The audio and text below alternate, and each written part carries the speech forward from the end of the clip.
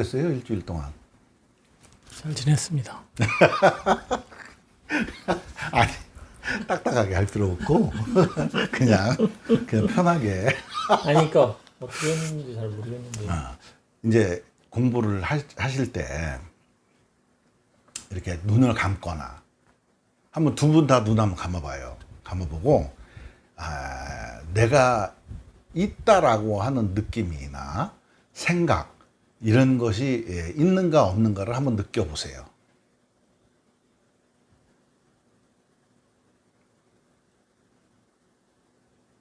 자, 한번 눈을 뜨고 한번 얘기해 보세요.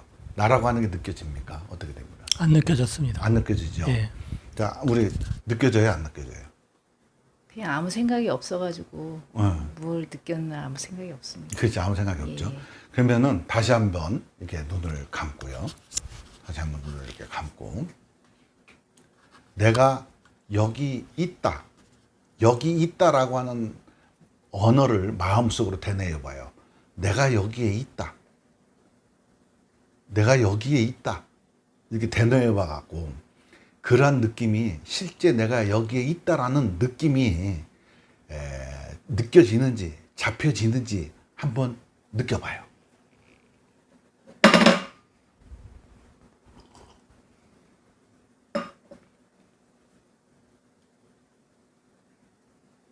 자, 눈을 뜨시고요. 어떠신 것 같아요? 잡혀지는 건 없습니다. 잡혀지는 거 없어요? 예. 우리 선호보살님은 어떤 느낌이 들었어요? 그냥 내가 여기에 있다 음. 이 말만 되뇌었습니다. 말만 되뇌어서? 그래서 말을 되뇌일 때 그 어떤 내가 여기 있다라는 느낌이 있었어요? 없었어요? 없었던 것 같습니다. 그죠? 예. 우리가 이제 수행을 하는 사람들이 보면은 아까 우리 그 법정 거사님하고 이제 차를 타고 오면서 얘기를 했잖아요. 그죠? 사람들이 보면은 관념적 수행을 계속 많이 하고 있죠. 자꾸 언어적으로 자꾸 그 해석을 하려고 하는 수행을 많이 하고 있단 말이에요. 그게 가장 큰 수행의 오류거든, 그게. 왜냐하면 관념적으로 뭐를 자꾸 설명을 하는 게 공부가 아니거든. 가장 큰 공부는 뭐냐면 내가 바로 그 세상을 증득하고 체험을 하는 게 가장 큰 공부거든요. 깨달음이라고 하는 것도 깨달음을 이해를 시킬 수는 없어요.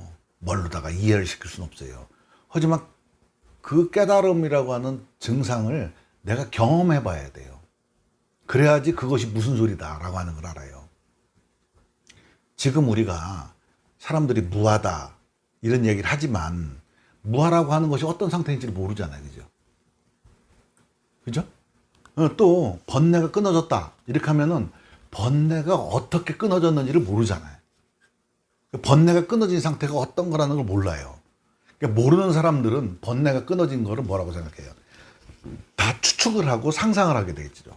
이럴 것이다. 저럴 것이다.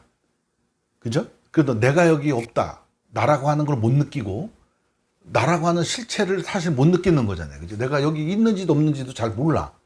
생각으로만 내가 있다라고 되뇌이지만 그 소리조차도 그 생각조차도 공허한 메아리처럼 그냥 사라져버리자. 그죠? 있는 게 아니잖아. 사라져버리잖아.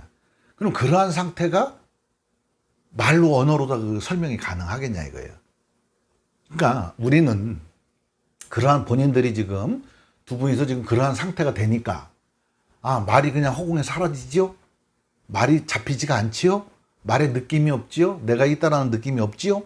이렇게 물어보면 그래요? 이렇게 대답을 하잖아요. 그치? 응? 근데 이게 만약에 이해를 해야 되는 부분이라면 내가 계속 설명을 해줘야 돼. 그렇죠? 예. 계속 설명을 해줘야 돼. 설명을 해서 이게 납득이 가는 문제예요, 이게. 납득이 가는 문제예요, 이게. 설명을 해줘서 이게 납득이 가겠어요? 어려울 것 같습니다. 어렵죠. 이거는 본인들이 체험하는 거거든요. 그래서 수행을 하는 사람이 관념적인 수행을 하게 되면 이걸 컸네, 저랬네, 이랬니, 저랬니, 이건 이리니까 저랬니, 이건 이러니. 부처님 말씀이 이랬으니까 그게 옳은 거야가 하면은 부처님 말씀을 잘못 차용해서 쓴 거예요. 부처님 말씀이 무조건 옳다라고 생각하는 편견에 빠진 거예요. 부처님을 너무 우상시하고 신성시한 거죠. 그게 아니라 내가 어떤 상태를 경험했더니 부처님께서 말씀해 놓으신 것 중에 이러한 말씀이 이러한 상태를 표현해 놓으신 거구나. 이렇게 이해를 해야 된다는 얘기죠. 그렇지 않겠어요? 예. 그죠? 만약에 부처님이 말씀해 놓으신 것이 옳다래 갖고 네가 그렇게 느낀 거는 잘못된 거야. 부처님 책 경전에는 이렇게 써 있어. 이렇게 얘기하면 지금 이 사람이 지금 경험한 거를 뭐예요? 부정하는 거잖아요. 그죠? 예. 부정하고 부처님 말씀에 맞추려고 하는 거예요. 그렇잖아요. 그러면 굉장히 어거지가 되는 거잖아요. 그죠?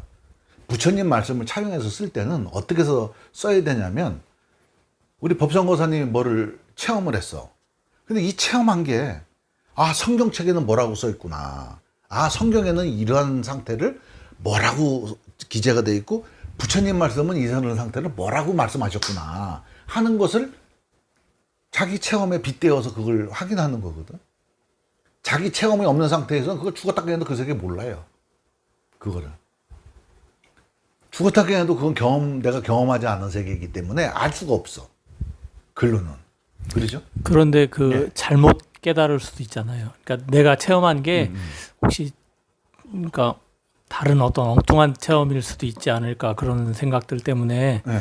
어떤 부처님이나 예수님의 그런 그거를 기준으로 삼지 않나 그런 생각이 그치. 듭니다. 근데 기준으로 삼아놓고 여기 기준에 맞추는 게 아니라 내가 경험한 걸 가지고 빗대어 보는 거지.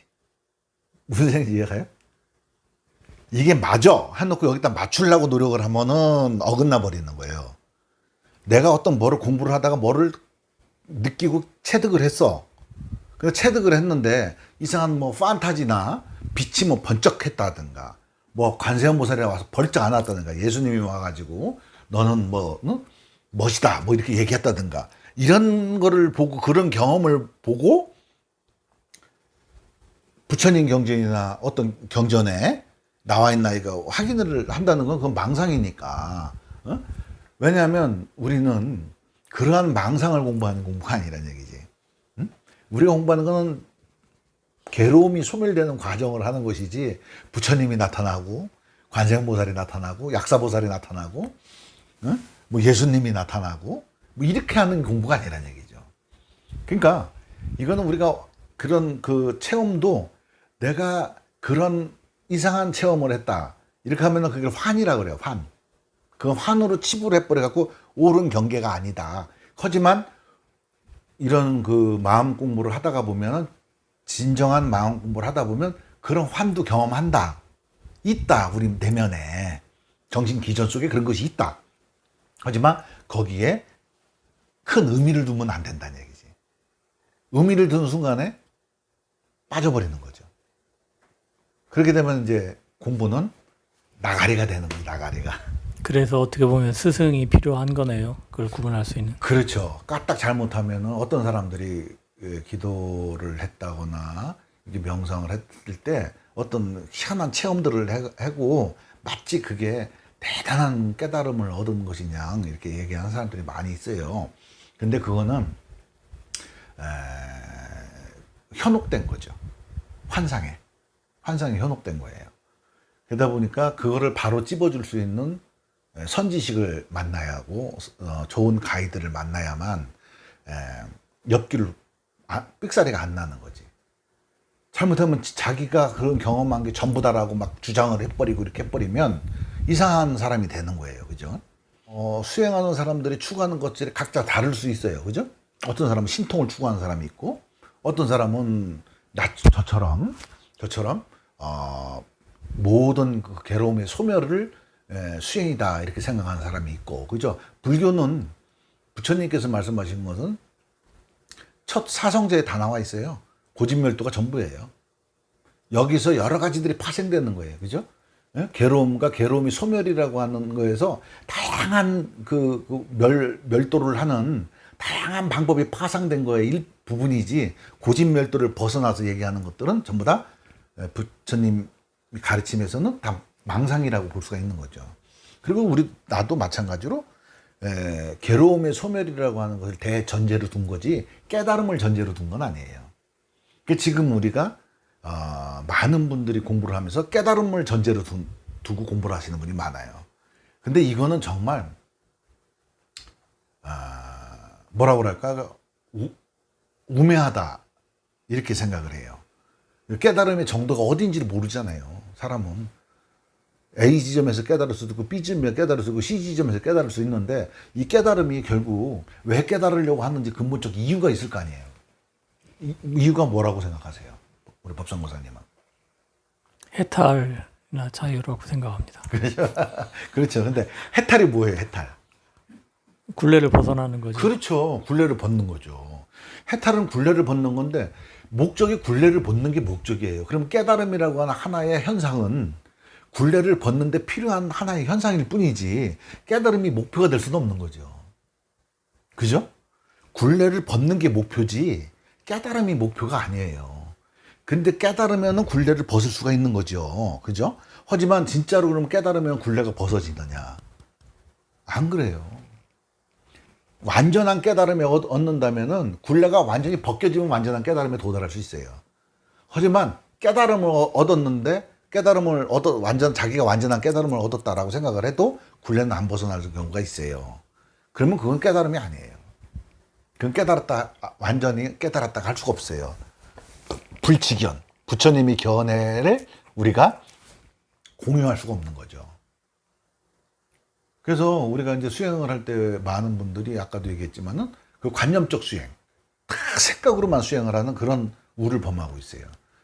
지금 다 깨달음에만 첨착되어 있어요, 사람들이. 그죠?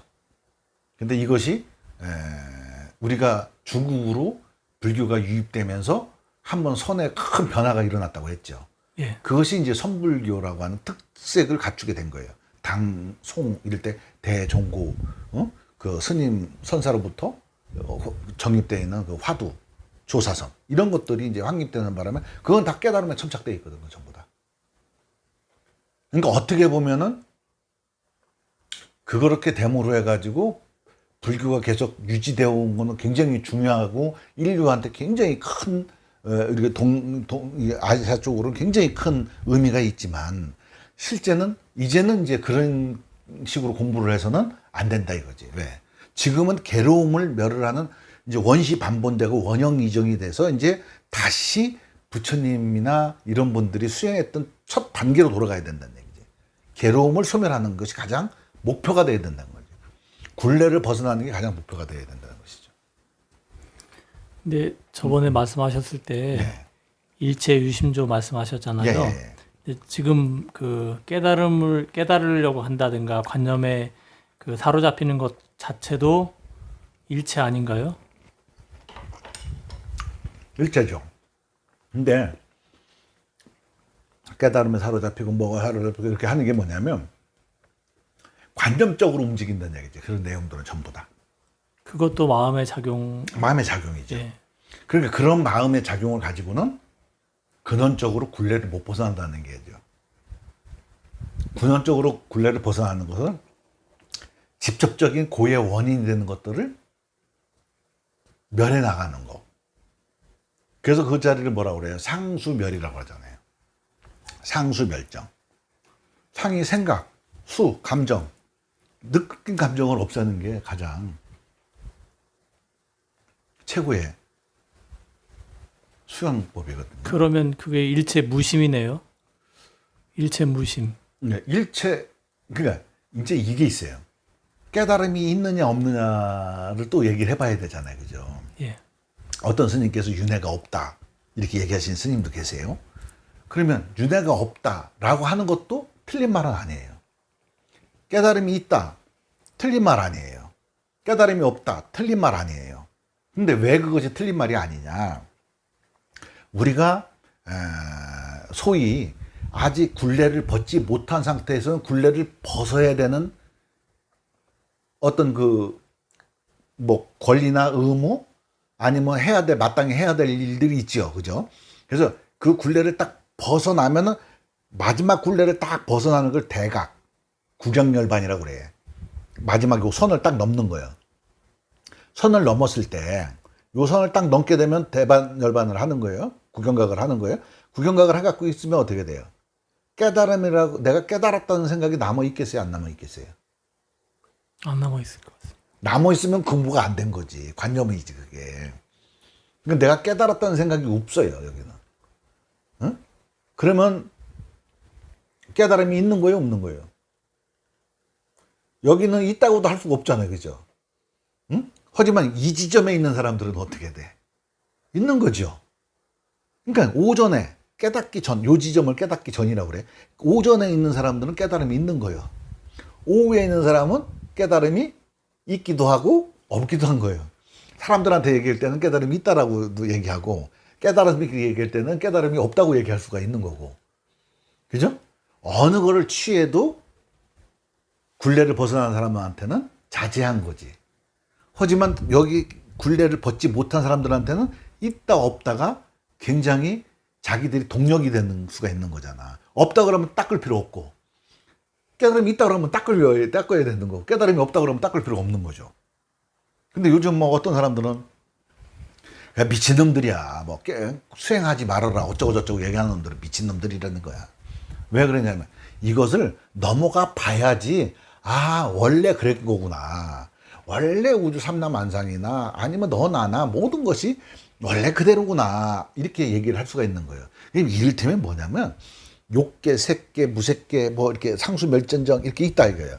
근데 이 버전이 지금 내가 욕계의 버전을 쓰고 있다면 상수멸정의 버전이 나하고 작동이 안 되느냐?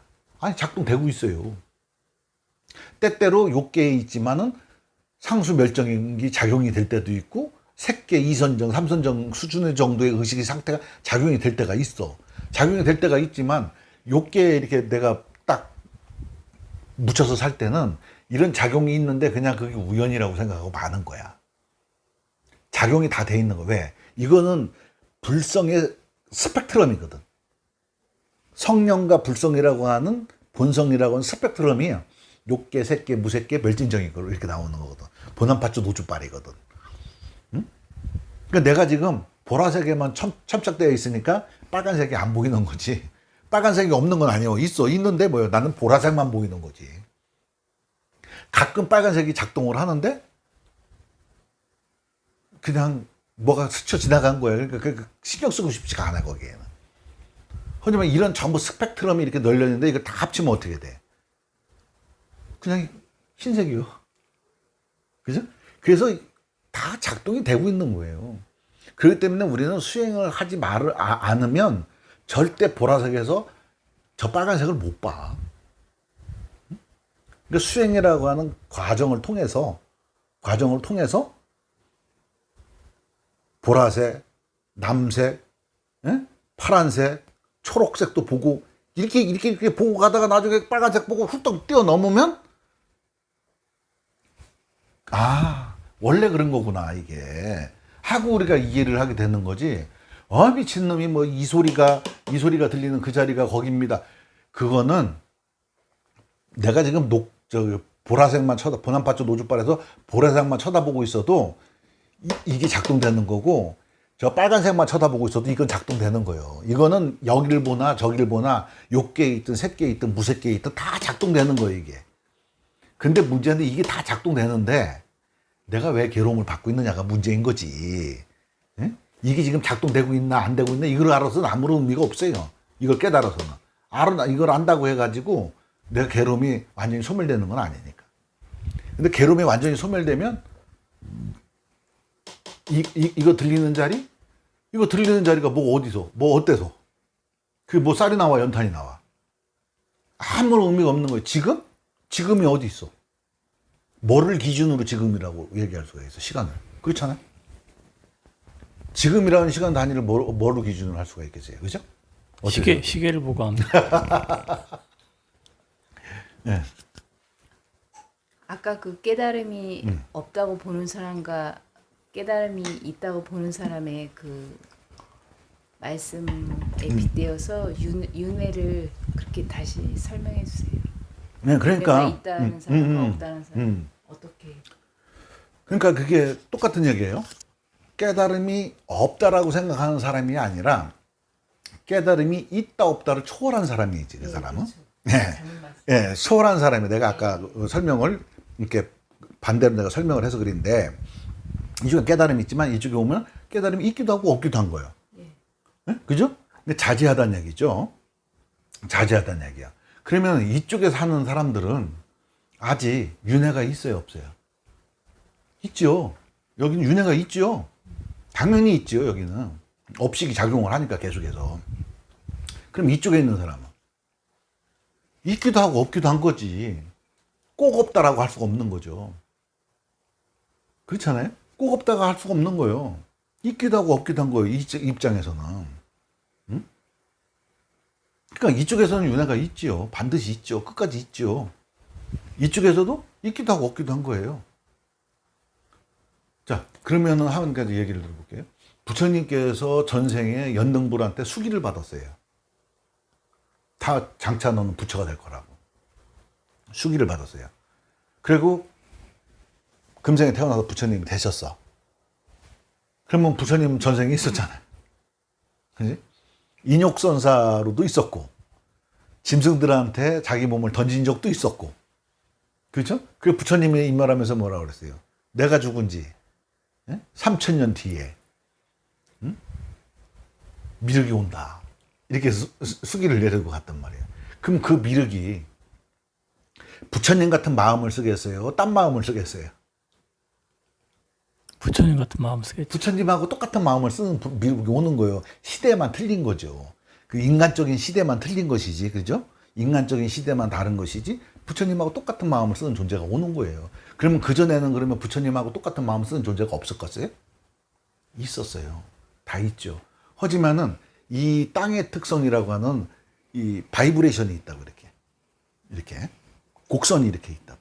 이 변곡점에서 가장 큰 변곡점에 있을 때는 드러나는 거예요. 이를테면 이거하고 똑같은 거예요. 장수가 있어요. 칼싸움을 아주 잘하는 장수가 있어. 장수가 가장 드러나는 때가 언제가 드러나겠어요? 전쟁. 전쟁이 나야지 드러나는 거죠. 장사꾼은 어디 가야지 드러나요?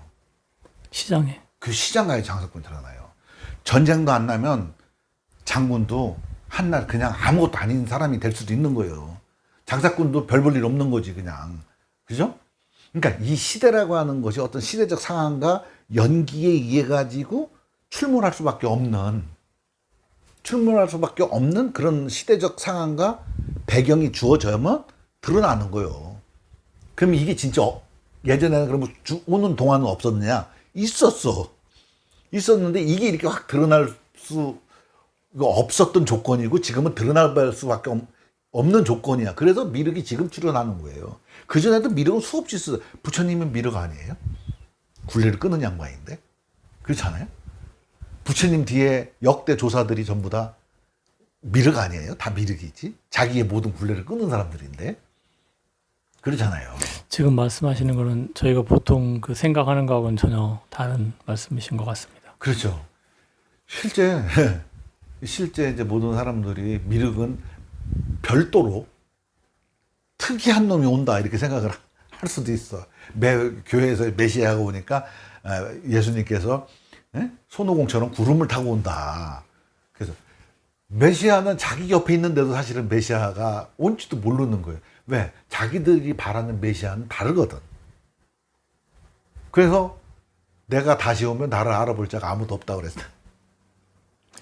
말씀을 듣고 보니까 제가 그러니까 그 전에도 느꼈는데 특별히 오늘 이렇게 말씀 들으면서 이 지금 그 오전과 오후를 이렇게 말씀하시고 네. 있기도 하고 없기도 하다라는 거는 사실 본인이 아까 말씀하신 것처럼 체득이나 증득해보지 않고서는 말할 수 없는 거인 것 같습니다. 그러니까 그렇죠. 그냥 뭐 이렇게 말씀만 들어서는 이분이 무슨 이렇게 말장난을 하나 아니면 그냥 뭐 언어의 어떤 유희를 하나 이렇게 생각할 수가 있어서 그러니까 솔직히 드는 생각은 정말 그 경지에 도달해보지 못한 사람은 도저히 어떤 이해하기가 어려운 그런 말씀이 것 같습니다. 그렇죠. 그래서 제가 서두에 눈을 감고 지금 본인들이 지금 처해져 있는 의식의 상태를 점검을 제일 먼저 해본 이유가 그것 때문에 그래요. 우리가 눈을 감고 내가 여기 있다 없다 느껴보면 나 보통 요쪽에 있는 사람들은 다 있지. 그렇지 않겠어요? 예. 눈 감으면 다 떠오르지. 근데 지금 두 분 안 되잖아요, 그게. 그죠? 나를 내가 느껴보려고 해도 나라고 하는 게 공허해버리잖아, 그죠? 내가 있나? 이렇게 반문할 정도로 있긴 있는데 어디 있지? 그러지? 그럼 저희도 윤회를 할 수도 있고 안 할 수도 있고 이런 상태가 된 건가요? 할 수 있고 안 할 수도 있고가 아니라 그게 아니라 여기서 윤회를 주장을 해도 있다고 대답할 수도 있고 없다고 대답할 수도 있는 그 상태란 얘기지. 이걸 다 하니까 이 내용을 다 알아버리니까 윤회가 있다 없다를 내가 이 관념적인 것에 떠나버렸다는 얘기지. 윤회가 있고 없고 나하고 아무 상관이 없어져 버리는 상태가 돼버리는 거예요. 그렇죠. 예, 그 상태가 돼버리는 것이 윤회가 있고 없고. 지금 그런 거를 얘기하는 것이지 일반 사람들은 윤회를 한다 안 한다 이거 갖고 논하고 있잖아. 내가 거기서 그 얘기하는 건 뭐냐면 그런 윤회를 하든 안 하든 윤회에 아무 걸림이 없다. 이 상태를 여쪽에 있는 건 얘기를 하는 거예요.